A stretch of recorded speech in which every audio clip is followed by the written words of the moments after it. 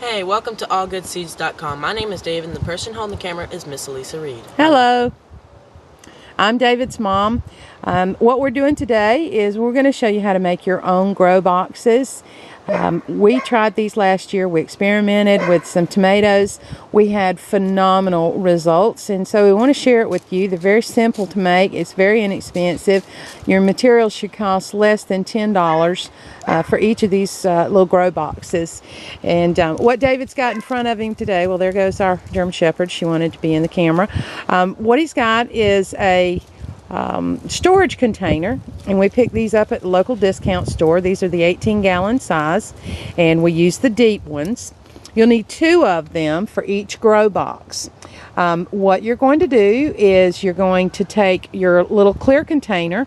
Now, we get these from the home goods section of your local department store, and you can buy them there in packs of 3 and 5, and they're very inexpensive. Some people use a pond basket from the garden section. They're too expensive. This works fine. What you're going to do is you're going to take your clear container, you're going to put holes in it. David, if you will, kind of point to where these holes are. And we put them on the side. We also put them on the bottom. This is going to act as a sieve and a drain, and you'll understand in a minute as we go through this process. Well, we're going to take that, and then we're going to put it down in front of our container, our storage bin.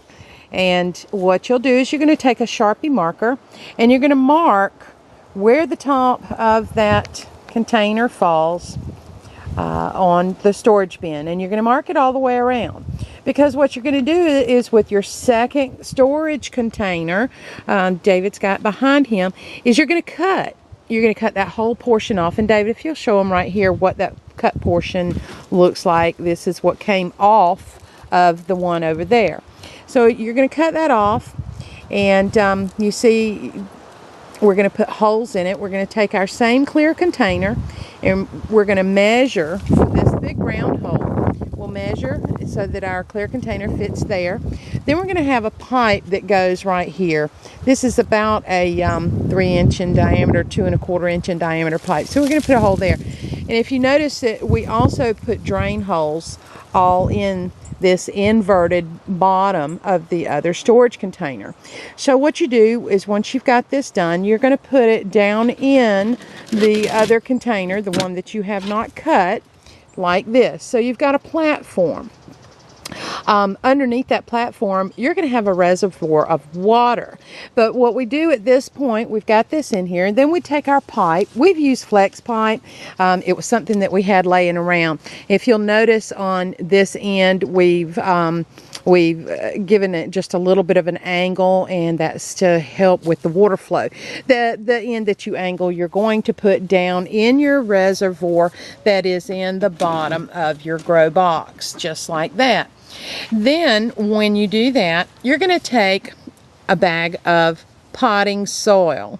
Now you will fill this container up with potting soil, and David, if you will, go over to the one. These are some that we used in our last planting season, so we're not going to waste materials by going through it all over again. But if you see, we fill it up with our garden soil.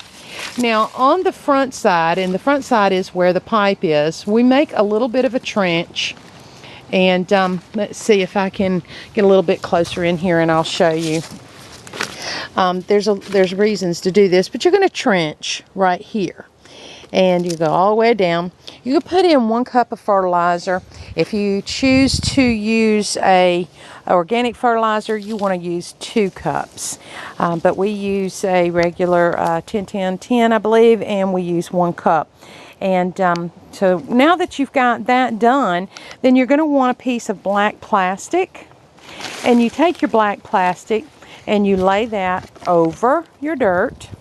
And you're going to cut a hole for your pipe. David's going to show us how that pipe comes through. Now, it depends what kind of plants you're going to put in here as to how many holes you cut. And as I said, we used ours for tomatoes, so we only put 2 tomatoes in here. Now, what we're going to do is for the lid, we want to cut that out because we're going to use that to hold down our plastic so that it doesn't blow away. So you cut the center out, and then you can just take that and snap it back on top of your growing container. Then what you do is you cut your holes and you put your tomatoes in there. You do not disturb your fertilizer.